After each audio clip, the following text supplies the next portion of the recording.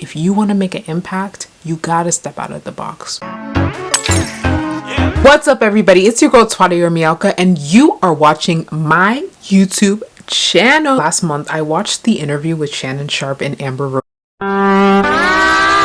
And wait, before you get angry with me, I know Shannon and Amber are two interesting figures, but I really liked something that was in this interview that I really wanted to bring to you guys' attention. So in this interview, Amber Rose was asked about her journey into the spotlight and into the fame, right? And she talked specifically about her hair. And at the strip club, I'm wearing a wig. So then she calls me back for a Ludacris and Chris Brown video, I Know What Them Girls Like. And I said, well, her name is Margot. Shout out to Margot. I said, Margot, you know, I got like this buzz cut underneath this wig I've been wearing. Do you think like maybe the next video I do, like I could rock my short haircut? And she was like, video girls don't have short haircuts, Amber. Like it's just not a thing. Right. And I said, well, can I just send a picture? Maybe they might try it, you know? So she sent it to Chris Robinson, the video director, and he's like, yo, fly her out. And I became one of the main girls in that video. It was my first time in LA, so I was really excited. And that video is really what changed my life. And if you think about the Hollywood hair theory, which is that there is always a hairstyle attached with an iconic person. So Ice Spice, you think about that orange curly fro, orange hair that is like associated with her brand. Or you think of Anna Wintour with that bob, or Beyonce with the ombre kind of blonde balayage. That's the look. Or you think about Sia with the bangs. The list goes on and on and on, but iconic hairstyles that are associated with people. And so that became her trademark, and that is what we know her for today. That is, when you see it, you know it, and that is her iconic trademark. I find it really funny that in this generation, we preach a lot about authenticity. You gotta be this, you know, they come on TikTok, they're like, you should come in with no bra and your bonnet and just be free with drool in your mouth, talking and yapping, right? They really want that, but let you say something they don't like, then they're gonna come at you for that authenticity. But that's besides the point. But however, we're still seeing searches about how to look like XYZ insert celebrity influencer model, how to do your hair exactly like Sabrina Carpenter, how to do your hair like SZA. I even forgot to put this in my video, but like we all dress the same. We all shop in the same places. Shein, Fashion Nova, Pretty Little Thing, the list goes on and on. We literally all shop in the same places. So it's like we all kind of dress similarly. And that also takes away a lot of our individuality, because you may not want to wear something because you're like, that looks outdated. And I get that like different aesthetics come back into style, but we're all still copying that. Like everyone's going to do the Y2K, everyone's going to do the this and that. It's like you can't even really be individual. And like you can be individual, but it's like that isn't really celebrated. It's like you have to kind of still fit. I'm not saying that you cannot take inspiration from something. I think we all take inspiration from everything in our lives, but it becomes a thing where you're trying to fit a certain mold. Reach authenticity, being ourselves, we still find ourselves wanting to change things so that we look like other people. You know, when people want to have a glow up, you know, they're always thinking about the weight loss and the Ozempic and the fillers and the this and the surgery they gotta get and everything that they gotta get. And typically it's usually to emulate somebody that they think is beautiful or what they think that the standard is. I remember when I was younger, right? My lips, they're big. And I remember this girl was like, oh, your lips are so big. And so what ended up happening was that subconsciously, when I took pictures in middle school, I would always do with my lips. And I didn't realize why I was doing that until I looked back and I'm like, oh, it was because I felt like my lips were too big. Now, a whole 10 years later, everybody's getting the filler. Even some people's lips is even bigger than mine. And I look at them and I'm like, hey, that's how bad things have really gotten. But no, I actually have to pause real quick because I can't believe I let somebody play in my face. I am so tea. I cannot believe I let somebody play in my face, bro. I'm so mad. Like, I can't. I'm so mad that I let somebody trick me out my spot. I'm never doing that again. There's so many things I get so mad like when I recount experiences like that, because those were times where I could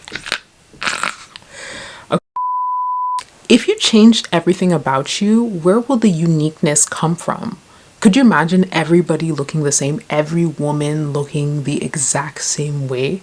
Where would the uniqueness, where would the relatability? There would have to be something new for us all to chase. Some of the most timeless beauties in our generations never changed their looks. And let's go through just a couple of examples that I can think of off top head. Frida Kahlo. You look at Frida Kahlo had a unibrow. Today's age, we would have told her to wax on, wax off. We would have told her to wax it off. But Frida Kahlo kept her unibrow. And honestly, she's one of the most iconic women in history for her art and everything. Miss Fenty, you guys love Miss Fenty down. But one thing about Rihanna that I really like is that when I was growing up, everybody used to say something about Rihanna's forehead. I thought you guys were dragging it, but people used to say, oh, her forehead is so big, her forehead is so big. Did Rihanna do anything about that during that time? Did she do anything about that? She still remember that she's that girl and that she's beautiful. She never changed that. But you guys, anytime you're like, oh, I don't want to wear this hair because my forehead. This is a billionaire. This is a billionaire. So big forehead or not, who is the billionaire today? Her haters or her? Okay, I'll wait. Natalie Nunn. Natalie Nunn have that chin.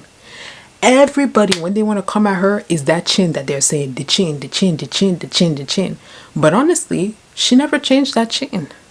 All she did was gain a little weight, so now it doesn't look as big as it used to. But even during that time, she never let that chin go because she knew that was her iconic statement. Whether it's nice or it's mean, and that is her iconic thing. That is what everyone can say. That is her iconic statement. Winnie Harlow. Now, I know some of you guys, we've heard some crazy stories, but Winnie Harlow has vitiligo. Many of you, if you were in her position, you would have been hiding. You would have said you're not good enough. That girl's a whole ass model. And she never said that, oh, because I have vitiligo, I can't model. She said, because I have vitiligo, I should model.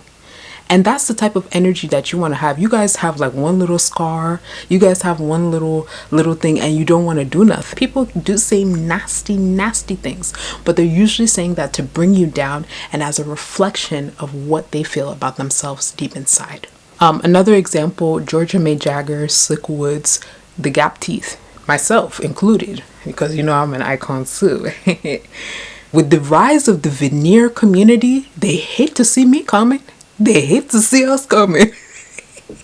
With the rise of veneers, everybody wants to get, not only just get like braces or like composite, everybody want to get veneers. Shave down those teeth and get those big bang junker veneers.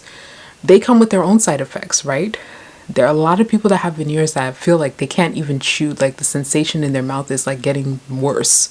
They're not going to tell you that, right? And it looks great, and I'm not saying don't fix your teeth, but for me, I have gap teeth, and that's a really sign of beauty in West Africa. Think about it. I have had times where I've like, I want to fix my gap. I want to close my gap. I don't want to close my gap. I want to keep it. I don't want to keep it. Because sometimes when people come for me, they try to come for my gap, right? Because it's the thing they can see, right? But it fits me. It suits me. It's cool. It's quirky. Like, I don't know. So sometimes I'm like, I want to change it. Other times I'm like, I don't. But I realized that, you know, that's what makes me unique in my face. Like, that's what makes me unique. Their gap teeth has a culture behind it, especially in West Africa. So you can't just, sometimes you have to keep that, because sometimes that one trait that you feel like makes you feel like you're nothing or makes you feel like you're small, that could be the door to new opportunity for yourself.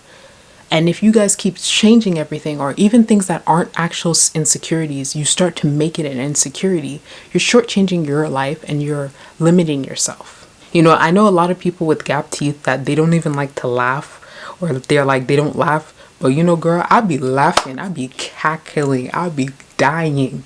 You're gonna see this. Yeah, you're gonna see that.